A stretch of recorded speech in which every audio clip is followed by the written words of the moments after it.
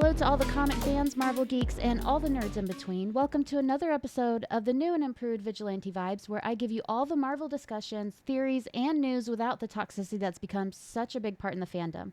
I'm your host, Megan Nicole, and today I have a very special guest. He's a very, very talented author who writes adult superhero romance novels like something like the Affinity Theory, which I am so excited to hear all about. Please welcome Eddie Dee Williams. Thank you for having me. Thank you for having me. I appreciate the opportunity. Of course. So, why don't you tell our listeners a little bit about yourself? By day, I'm a marriage and family therapist. I've been licensed in doing therapy for about 13 years. Married, two kids, two dogs. The dogs are not mine; they belong to my kids. I just babysit them during the day while they at school. Um, but yeah, by day again, do I do therapy mostly in dealing with relationships and trauma. That's the Oh. wheelhouse that I sit in. And On my breaks, on the weekends, I'm all about some MCU. Um, been watching the MCU since Iron Man came out. I remember going to the movies and I watched that movie like 5 times when it came out. I was like that. I just blew my mind how like detailed and new it felt and how fresh it felt compared to all the superhero movies that were out back in 2008 2009. And so been a huge fan of the MCU ever since. And so so that really was one of the pillars that inspired me to want to write the superhero romance thriller that I've written now. And so yeah, I've been writing for about 3 years. My debut novel just came out in October, and just it's been a whirlwind of an experience of being able to go through the process of writing the book to getting it to production and now being able to market it and bring it to the masses and just seeing the joy that it's bringing so many people. It's just been such a delight to see just how amazed everyone is at how well written the book is. For it to be my first, I'm like, I thought I was just out here doing some chump change stuff. I ain't know I was out here doing some like a serious. So I'm just grateful for the reception that it's received. But yeah, I'm very, very simple, down to earth. Like I said, just love watching movies, watching TV shows, dissecting them half to death. I think I've done spoiled my kids now. Just got done watching an episode of 911, and we're just getting into like I think the third season, and they did a flashback on one of the episodes, and my daughter turned the TV off. She's like, "I'm tired of these flashbacks." I'm like, "Oh no, I just spoiled my kid. No." I'm so sorry. I'm so sorry I did this to you. We can't enjoy the show now, and so we gotta wait till tomorrow to watch the episode. But no, but I've loved watching TV shows and dissecting them, and being able to just talk about the ins and outs, and all the different tropes and characters and things like that. So yeah, man, that's a little bit about me. Yeah. Well, I mean, I've heard such good things about your book, which is called The Affinity Theory, Mhm. and Mhm. it sounds right up my alley. It sounds so good. Why don't you tell us a little bit about it without giving spoilers, Oh obviously? yeah, no, no, no, not at all. I'll Oh, just you run have through it. my little yeah, of course, of course. Yeah, I had to bring my baby with me tonight. So this is my adult superhero romance thriller entitled The Affinity Theory. I tell everyone, it is X Men meets Twilight meets Hancock meets the Avengers. And so in my story, Malcolm, Simone, and their superpowered teammates have come together to take down a maniacal force of darkness who is hell bent on wiping out the powered population and murking one of their own. And so if you're into any combination of Vampire Diaries, Originals, Legacies, Mission Impossible, The Bourne Identity, Ocean's 11, Law and Order SVU, FBI, NCIS, The Rookie, 911, anything MCU or DC, some amalgamation of that. That is what you're gonna get in my book. It's got everything that you love about your serial crime dramas, while still giving that super powered punch of the superheroes. I tell everybody in my saga, everybody's grown. And so we're not doing a coming of age story where it's like, oh, I got powers for the first time. No, these jokers got their powers. They're masters of their powers, and they are using their powers. And so every battle is super powered. Like it's explosive. And you're seeing people wallop a big punch in every battle scene that goes down. So it's a lot of fun. It's a lot of fun. And I liken it to if you have your Academy Award movie that only two people saw, and you got your big budget film that everybody goes and see, but it doesn't win an award. I'm the big budget film. That's my book. That's my book. I'm the big budget film. I probably ain't gonna win a single award, but you gonna have a good time. You gonna wish that you can't wait for the sequel to come out. That sounds pretty much amazing. You basically named my top 5 favorite movies while describing it, so that's incredible. It's Yeah. already on my Christmas list. My husband is very well aware, so expect Yes. that. Awesome. Um, Awesome. so it's so interesting that you write a superhero romance novel, which is, two things you don't really put together very often, but I really like it. What draws you to write a superhero romance stories in particular? So for me, human relationships have always been fascinating to me. Anytime you watch a really good show, at some point, somebody gonna start liking somebody. It's just it's how it always gets written. Somewhere in there, they gotta throw a little bit of romance. Even with Law and Order, for example, everybody wanted Benson and Stabler to finally get together, and after like 20 years, we finally get to see them be in some kind of relationship or whatever. And so I get that. I got a lot of that from when my growing up. My grandmother ran a daycare center in her house, and so over the summer we're over at her house all the time.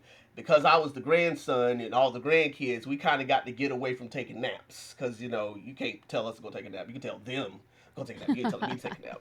And so we go sit with my grandmother, and she would have the soap operas on. So Days of Our Lives, Young and the Restless, Bold and the Beautiful, Guiding Light, All My Children. We'd be watching and devouring those, and from there, all the drama of relationships came into play. I'm having a catharsis moment right now. I can remember because of that, Beverly Hills 90210. Oh, I devoured that show. Melrose Place devoured that show. Buffy the Vampire Slayer, I was all in, because it was all about those human relationships intertwined with whatever the story that was going on, and so in the midst of writing this novel, I was very fascinated by how both Twilight and Hancock handled the human relationship and how it expanded the powers that the people had. So you had Edward and Bella; they were playing off of each other. Hancock and I can't remember Charlize Theron's character in that story, Oh, but Lord. they're I don't right. know. I don't either. Like I'm just like, what was her name? I can't even remember her name. I remember her face clearly. Yeah. But their powers were playing off of each other, and so with that in view, I wanted to use that element in the story to show the necessity of the two main characters coming together and how their relationship or their powers, because we don't know which one is which, whether it's chicken or the egg, is playing off of each other. And so throughout the book, you're trying to figure out, what is it, their powers? Is it them? Is it them? Is it their powers? And so throughout the story, you're kind of getting this kind of like, what is going on between the two of them, and how is it affecting them? And in doing so, like I said, watching how Twilight treated that and how Hancock treated that in particular, it made for a very rich story to tell in the midst of this really big issue that's happening among the powered people in the city with this maniacal force of darkness who's trying to wipe everybody out. And so it just made for a really interesting dynamic to play on, while also giving life to this big, gigantic story of heroes and villains. And in doing so, I feel like it's giving everybody a taste of everything. So, you got your superhero battles, which you like rah rah rah for us. But then you also have the element of the relationships and the dynamics and the friendships and things that really speak toward to more of our feelers, our more emotional people, who really who really love those types of stories embedded within it. It's because just like with watching like The Rookie, for instance, like my wife loves the show, my daughters love the show because in the midst of them fighting crime, you're seeing those relationships grow, and you can't wait till somebody finally start dating because it's like, man, we saw that coming in episode 3. Y'all took too long. Like, what are we doing? Well, wow, that was really. I felt like that was all really, really relatable. But at the same time, it's like I could never write a superhero romance story. Do not have the mind to do that. But when you do write those stories, how do you balance the elements of superhero with action with the romance? Do you find one is easier to write than the other? Well, I'll put it like this: when I first started writing it, it was easier to do the relationship component than the superhero component. Okay. Primarily because my my story was very dialogue heavy in the Mm-hmm. beginning. And so you're having a lot of the conversations that lead to relationships and friendships, and how to make this person do that. And again, I'm a therapist by trade, so I know all about the human experience and relationships and how we need to talk to people and some of the problems that I've seen other people have. And so I'm just writing things I'm hearing other people talk about and say, hey, how can we weave this into the story? And so in the midst of that, what helped me to really develop the kind of the superhero aspect of it is I just started rewatching a lot of the stuff that I loved. So you're talking all the Avengers movies, all the MCU movies, watching Justice League, and watching the Avengers and Captain America, Winter Soldier. I just started devouring those things and watching how they too told that same type of story of the human element within their powers. Because a lot of times it's almost like you're going to get either one or the other. Either they're going to be super powered or it's going to be a lot of relationship. And I feel like Joss Whedon's The Avengers really did a good job of showing us how to put a team together. You got all these gargantuan powers, but all of them still feel human, to a certain Okay. degree. And so being able to kind of weave that into the story, it was a challenge in so much that once I finished all the dialogue, I thought the story was done.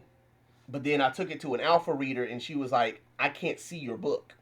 I can't see what your people are doing. You're telling us a lot of what's happening, but I can't see it." So now I'm going back and having to literally explain when this person shoots their powers off, what does it look like?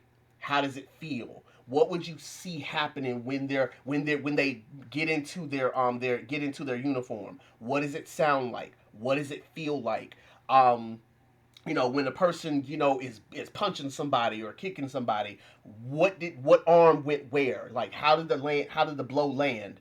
And so really starting to get into the choreography of things. It's funny, once in one scene I had to call my wife and be like, listen, I need you to let me fight you for a minute. She was like, fight me? Why? I was like, trust me, I ain't trying to beat you up. I'm trying to figure out how to write this scene, and I need to fight somebody. I need to roll on. I need you to roll on top of me, and then I roll on top of you. I need to move your arms so that way I can see how this is supposed to go. And so we literally spent 45 minutes playing in the bed, trying to do all these flips, and led to some adult stuff, but we were able to really get me to get an understanding of what is it that I'm trying to see. And I would do a lot of that. Even when I was at work and I'd have some free time to write a scene, I would sometimes stand up at my desk and I'd be like, okay, so I do this, and then this person comes this way, and everybody looking at me like I'm dumb, and I'm just like, don't mind me, I'm just choreographing. I'm just choreographing. I'm just choreographing.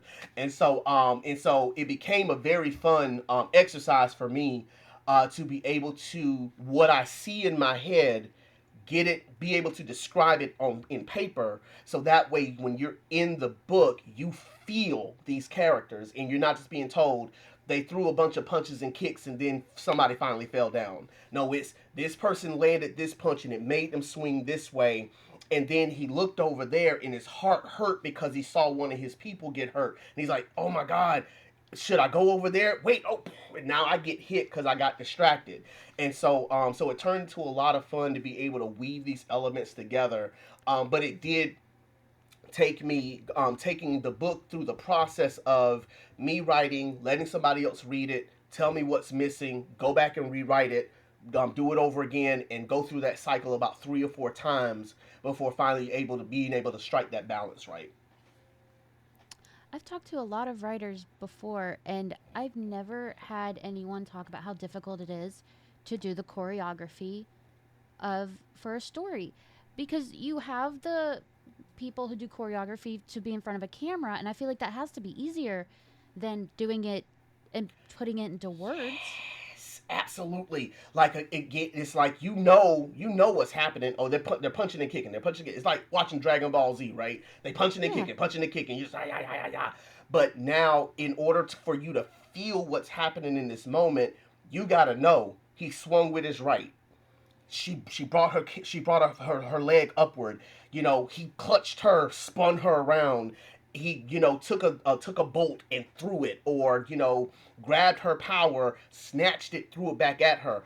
You have to be. I had to be able to say with a certain level of detail, what do I want you to see? Because Yeah. if you can't see it, then all you know is these powered people are fighting and somebody got beat. Yeah. And at the end of the day, it's like, no, something happened. Like, how did we get there? And so you got to be able to describe it, especially with, again, these are not people who are just discovering their powers. And so, like in some books, you don't have to go through that great of a detail because their people are just now discovering their stuff. And so there may be one, two at the most big scenes where powers are being used. No, they know their power sets and they're using them throughout the whole book. So every battle now has to be a choreographed event that you can read. So that way you can visualize it. And so when people are telling me, oh my God, it's like I'm watching a TV show. It's like I'm watching a movie. I'd pay to see this. It's because we went through the level of detail necessary to make sure that when you are reading these battle scenes or you're reading the interactions with people, you can see it. So that way you're not trying to imagine what it's like to have these powers and fight. No, you actually know the electricity surging through her veins reached her hand and then she let out a bolt. Or she crafted a star with her hands. The heat flowed through her veins and crafted a star in her hand, and then she held it up and then threw it, and stuff like that. And so, being able to really give people the visualization that you would get if you were watching a Marvel movie, if you were watching a DC movie, if you were watching, anything that's got these big powers or even just big scenes in particular. Yeah, and I feel like there's so many other aspects to it because you have certain characters who have certain fighting styles. You have to come up with a whole personality of fighting for them. That is so crazy to me. Yes, absolutely, absolutely, and that's actually what made it fun for me in so much that because I knew the characters as well as I did, it made it easier for me to know like what would this person do with this power set in this situation. Because and I remember some of the people that had read the book were like, I couldn't understand why he did this. He's got these powers. Why didn't he do this? And I said, well, because of the type of person that he wouldn't just go out and go ham like that. Like he's one who's exercising restraint, and you hear that being said throughout the book. He's exercising restraint, path of least resistance, exercise restraint, path of least resistance. So even though he's got this mega sized power set, he's not using his powers per se to just lay waste to everything. There's Hmm. a code that he has, and so with that it makes it that much more interesting and exciting for me to be able to write how would he handle a situation like this. And so a lot of the outlining that I would do chapter by chapter would go into some of those dynamics, going back to like when you watch like SWAT or FBI or the Rookie, and you see how the team comes together and says, you do this, you do this, you do this, you do this. That started to come into play with my characters. I got this power set. and I'm going to use it to perform this task for the goal that we're trying to achieve. And so even though she could do more, but right now this is what my power set demands because of what we're here to do. And so it was, so again, it was made for a very interesting sequence of things to be able to outline to determine how is this person going to use what they have, both powers as well as their wits and their skills, to be able to handle the situation that's been given to them. I am so into this. Like, this is so cool. Yeah. I love how much you thought you put into every aspect of your book. It's so nice to see the passion because you can see it. The passion is just like coming from you from every word you say, and it's beautiful. Thank you. Nah, man, listen, I appreciate that because again, like this has been growing up 5 years old when Power Rangers came out. Oh, it was Morphin time. What you mean? Me and my brother and cousins be going out in the backyard beating Rita Repulsa, the Putty Patrol. We doing all the things, man. We would watch American Gladiators, go outside and pretend to be the gladiators and the contenders. We'd watch Legends of the Hidden Temple and be doing all the obstacle courses. My brother and I, growing up, we would take all the toys that we accumulated. I'm talking about. I had a troll that was half troll, half Terminator. I had a Power Ranger. Had the Red Ranger in him when he was a ninja. The Ninja Ranger. I think it was Rocky at the time, and then a host of other freaking toys we had collected over the years. We're creating whole TV shows. We got the Marker Rangers. We had superheroes of the 29th century. I don't even know where we came up with this stuff. But, we would just go ham and we would spend hours on hours coming up with all these different scripts of how we would do this and how we would do that. When we started getting heavy in the Legos, especially when Star Wars was when the first three the prequel trilogy came out, like me and my brother were creating different wings. So X wing, Y wing, Z wing, A wing, double X wing. Like, bro, what are we doing? But it's like we're just out here just crafting stuff, and it was like magic, man. Like we would take pens and pencils and just pretend I'd be in class bored out of my mind because the history professor's going over the same thing 50 times. I'm breaking my pen apart pretending it's a spaceship flying all over the place. And so this really became a playground for me to in some way kind of live out a fantasy of mine of going morphin time. And so with every character, it became an opportunity to really dive in and really get to know who they are and to understand their stories and to understand how they've come together as this team who's come just to defend their city. Like they're not out here trying to dominate the world. They're not trying to, have global domination over anything. They don't want to take over anything. They're just here to defend their city. When trouble comes and the police can't handle it, the military can't handle it, they've been called in to go in, do a job, and come home.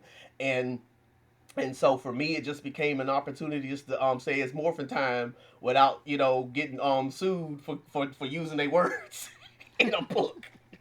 So yeah, man, I've enjoyed this project. I've enjoyed the book. I've enjoyed what's become the saga now, because the saga's gotten much bigger and much deeper than I could ever have anticipated. Even though I knew how big it could get. In the planning phase that we're in now, like it's going to be a trilogy of trilogies by the time it's all finished, and so it's just been me playing in the playground, man, and I've been having a great time. It seems like your whole life has really led up to this with all of your lifelong interests, what have has always captured your attention. So, what made you want to write a book rather than make a show or want to write a movie? So for me, I wrote a book off a dare. Oh, My favorite for real. I was so I'm a Christian, and I was a former pastor. In 2021, I lost the church that I was preaching at because it was after COVID. yeah. The church was like, "We want you to get people to pay money." I'm like, "I'm not that dude. I'm not about to sit up here and tell these people don't lost their job, come pay the Yeah. church. That's stupid. That's dumb." And so they conspired to get me out of there. I God went would through a good. not God would not want that to girl. happen. Listen, and so for me, I went through a little crisis because I'm just like, I really did not think, after all the preaching and teaching I had been doing, that this is Hmm. what we were. But apparently, y'all caught me off guard, so I didn't know this is what we were doing. So went through a little bit of a crisis, and so in the midst of that crisis, I realized that becoming a pastor was my grandfather's dream and not mine. I took Okay. his dream on as my own. And so I had gone through the ranks and had gone through the processes and eventually got the church. I can even remember when I did my kind of like inauguration speech church wise. I said I wish my grandfather were here to see his dream come to life. I remember saying that. And so, so I knew, but I didn't know until after I lost it. Like, dude, I really did take this man's dream on as my own. And so, Yeah. so right, so kind of going through a little bit of a little bit of a crisis in the midst of that. Um, my friend at the job that I was working at the time, we were spitballing pipe dreams in the office, and I told her, well, one day, I'd like to write a book or write a screenplay or something. And she was like, dude, you got so much talent. What you waiting on? And so every day for like 3 weeks, she was bugging me. You wrote your book yet? You writing a book yet? You wrote a book yet? Why you ain't writing yet? What are you doing? You gonna write something? When you gonna write something? I'm like, fine. So got a journal, got a black journal, and just started, scripting things off. Like what, this is what it would be. This is the city. This is what they're here to do, and that coupled with a lot of the stuff that I ended up having to go to therapy for to really start to understand and unpack who I was as a person so that I could live my dream basically and stop living off the dreams of others. The characters manifested themselves. So each Hmm. character in the book is a splintered extension of me and something that I've been through or a character trait that I have that's now manifested itself within the story. And so the good guys are an extension of me. Even the bad guys are an Hmm. extension of me. Somebody asked me yesterday on TikTok. They asked me, who do you feel like best represents you? I said in book one, obviously the main male character. That's me. That's me. I'm him. But when you get to if once we get to book three, and you really get to see the bad guy in that person's origin story, that's me too, and that's who I would be if I were ever allowed to go dark. You let me go dark for 1 week, that bad guy would be me, because that's what I want to do. That's what I want to be, but I can't be that because my moral compass won't let me go there. And so everybody then becomes an extension of me. And so again, yeah, I started the book off of a dare, and ironically, when I first when I first finished the book, somebody said to me that it reads more like a screenplay than it does a book. And so rather than kind of hear the cue that came with that, like, okay, maybe I need to figure out how to make this a screenplay. Instead, I was like, so let me turn this into a book. And then on top of that, like, I enjoy the book process so much that I would just rather somebody else take, I can turn it into a screenplay, but I'm lazy. And I would just love somebody, just let's collaborate. You do the work. I've already given you some of the blueprint right here. Just take the blueprint and go do something with it, and just give me a byline. Make sure I get my cut, and we gonna be golden. Cause I'm so lazy. I didn't want to go the self-publishing route to begin with. Ain't nothing wrong with it. That's obviously the route that I've gone. But I would have loved to have given this to an agent, and the agent would love the work, and let's go do something. Because this I tell anybody, self-publishing is it is not for the faint of heart. You got to be Yeah. diligent. You got to be consistent. And you got to go on when you don't want to go on. Can't tell you how many times I've been like, I don't want to do TikTok today. I don't want to do TikTok today. They turn the camera on. Hey, everybody, I'm Eddie Dee Williams. I'm the author of this book. Come get my book, adult superhero romance thriller, high energy. Turn that camera off. I'm ready to go take a nap. It's certainly not for the introverted heart. No, There's oh, just no way. listen, and again, I'm high energy all the time, but again, like for me, I would have much rather just write the book and let it be done with it, because for me, That's where the fun's been for me. It's just been such an effort in a fun time for me to be able to do the book and to get into the nuts and bolts of the details and all that. I tell everybody, editing the book has been the most fun for me.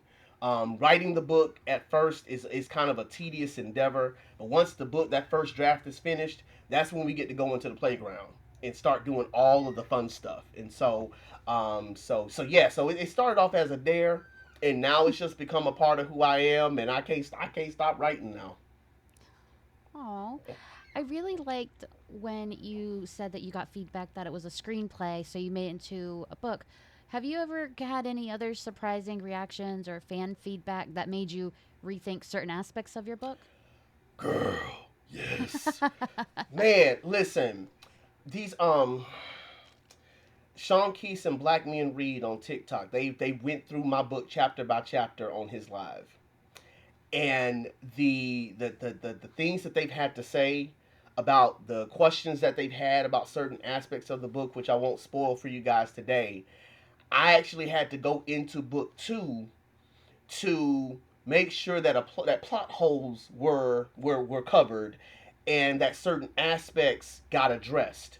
For example, and this doesn't give anything away, but they had called some of the elite unit lazy, and I was like, none of my people are lazy. But given how this chapter was written, I can see how you would think that. So now I've got to. So now in my mind, I'm like, so I'm gonna have to do an expanded edition because I don't want my people being viewed as lazy because that's the last thing they are. But the way that this particular chapter and these particular like two or three chapters actually are written, I can see how someone would think. Yeah, they're being pretty lazy right now. And that's been the furthest thing from my mind that they were. And so that was really that's been interesting for me. And so I'm like sitting here thinking, okay, I'm gonna have to do an expanded edition at some point, and like just make sure that's not the vibe you're getting. And that's just for me. Like again, the book is perfect as it is, but that's just for me because I got pride issues, and I don't like nobody calling my people lazy because my people ain't lazy. Okay, my people are not lazy. They out here kicking ass. They are not lazy. And so that was an interesting a thing for me. Um, Another was that when the characters are trained to fight a certain way, to defend a certain way, and I hadn't really thought through where that came from. It's always just kind of been understood. And so one caveat that I did just this week alone, I actually wrote an oath that the defenders of the company that they work for have to take. And that oath then governs why they do what they do. And I thought that it really helped me to further crystallize why my defenders fight the way they do, why they make some of the decisions that they make, because again, it's understood, but it's never been said. And so it gave me an opportunity to just kind of go in and say, okay, so I want this to kind of be more of an explicit thing, but I don't want to make it so obvious that it's there, that it looks like it's just something you dumped in.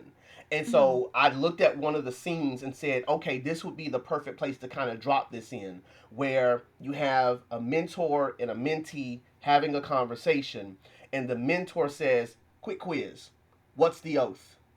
Oh, okay, let me get my mind right. I'm a defender, blah, blah, blah, blah, blah. And so now it feels more like a seamless conversation than just kind of a dump.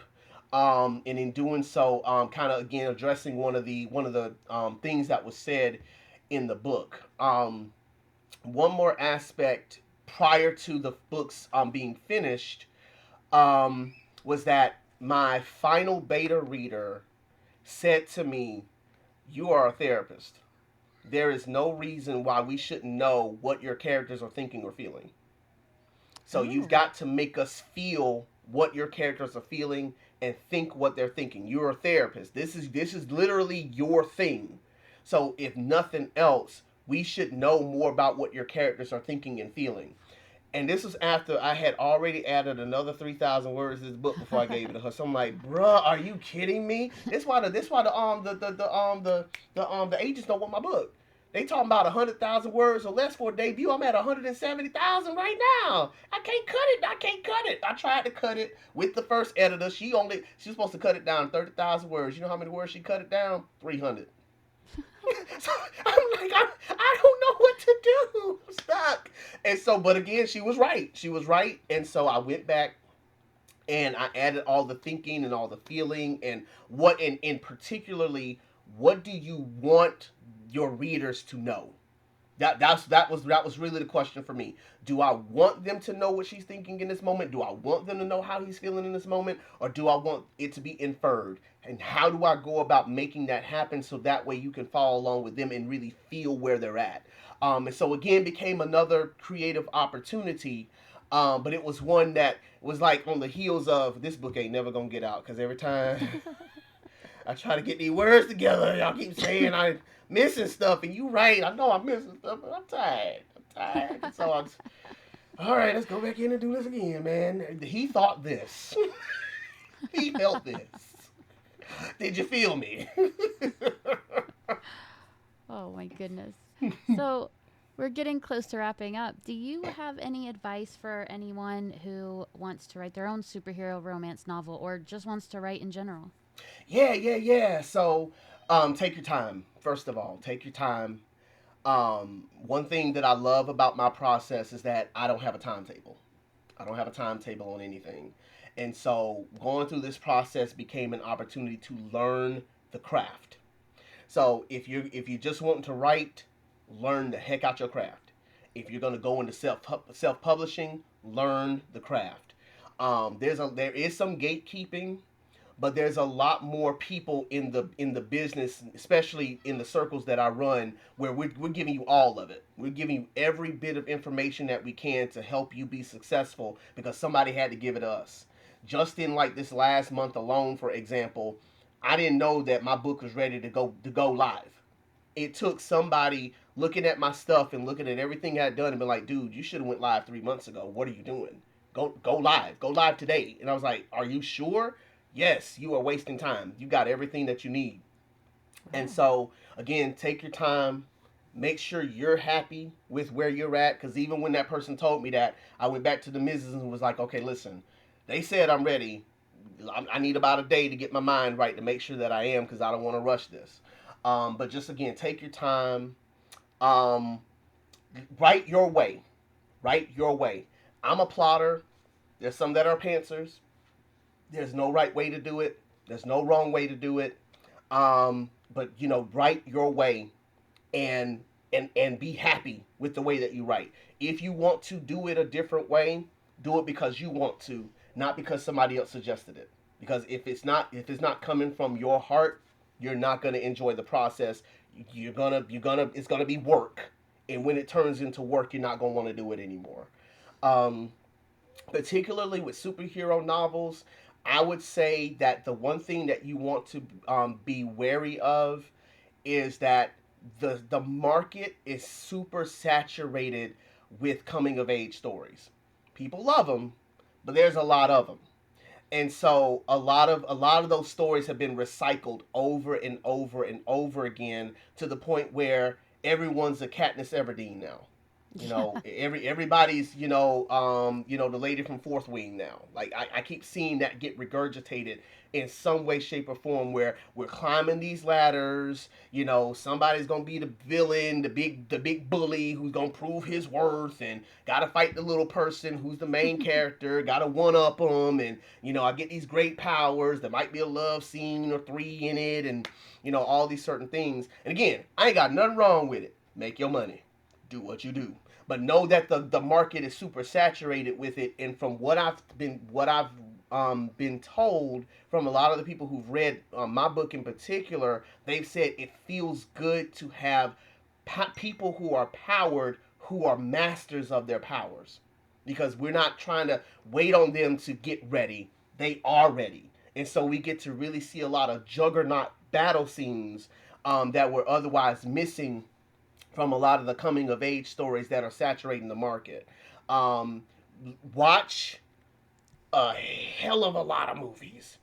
Watch the Avengers. Watch the Marvel stuff. Watch the DC stuff. Um, um, um, um, what if you're into comic books, read the heck out of the comic books.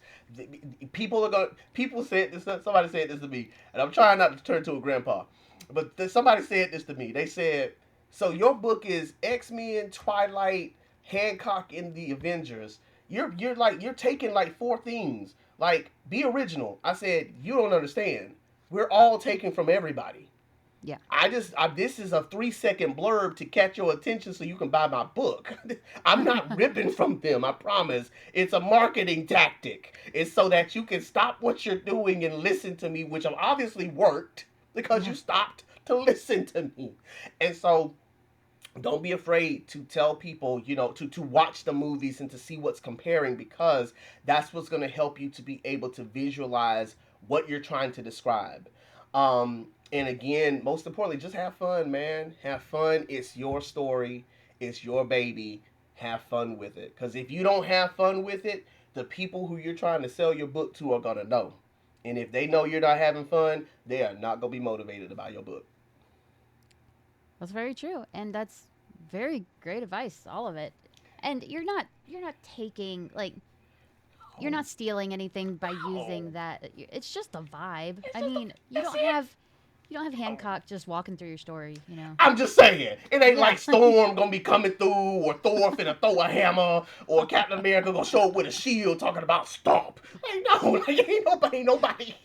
Your They just main have, if they character. happen to have similar powers, that's Don't all. all don't all superheroes, all the The powers have been same named. powers. Everybody got the Yeah. same powers. Stop. Yeah, your main character is not going to say Avengers assemble at the end. Right, and let them try. You gonna see a doggone the lightning bolt hit them then, and then I'm gonna be hit with a cease and desist. I got time for that. No, no one does. So, my last question for you. Where can our listeners find you at, and where can they find your book at? Yes, so everywhere that you are on social media, Facebook, Instagram, the big major ones. Eddie D writes. Eddie Dee writes. That you're gonna find me everywhere. I found the name, ain't nobody got it, so I took it everywhere. So that's where you're gonna find me. You find me on Linktree, you find me on Instagram, TikTok, Facebook. That's where you're gonna find me at Eddie D writes. My book is available everywhere you buy your books. You can get the hardback and the paperback. So all the big chains, you can find the book online in those areas. Thanks to Ingram Spark. Um, if you do want to buy a book from me, I have a Shopify store that's open. You can go to any of my social medias. You can find my link there, but it's a link tree account, and you can find my book in the hardback, paperback, and ebook versions there. And also, if you ever come on TikTok and you're on my profile, I got a store there as well where I'm selling hardbacks and paperbacks. And if you do buy from me, um, you will get this gorgeous either paperback or hardback edition of the book, um, Hmm. and it will be signed by me, personalized by me.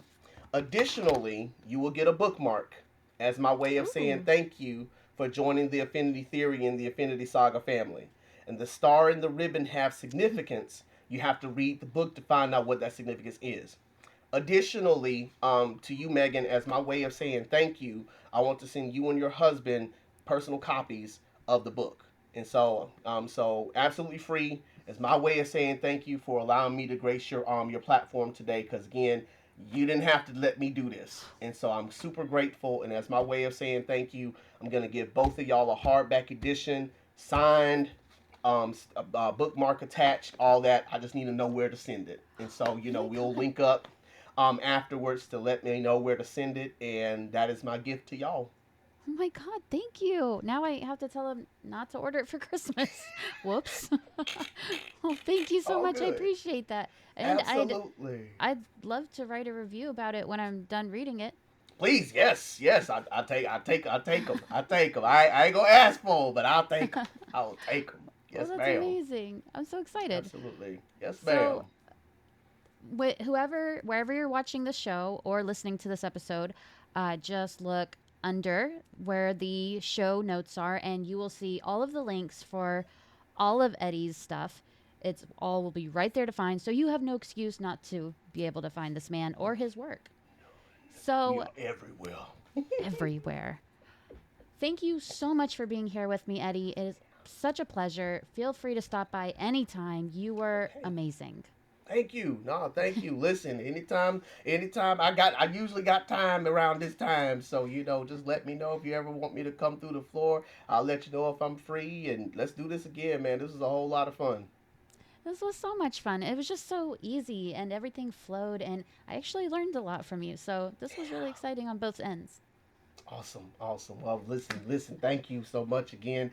I'm just this little fish out here in this big pond trying to learn as much as I can, man. So whatever knowledge and wisdom I can give, I'm willing to impart because there's enough room out here for all of us to shine. So, you know.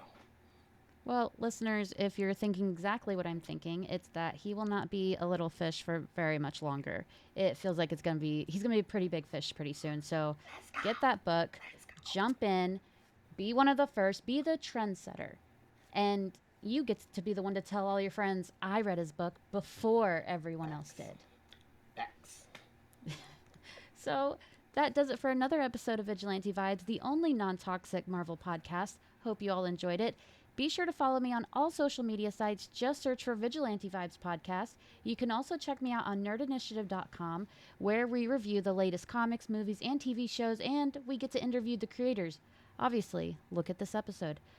Wherever you're listening to me now, be sure to hit that subscribe button. Thanks for listening, and as usual, thank you for your support. As always, have a marvelous day.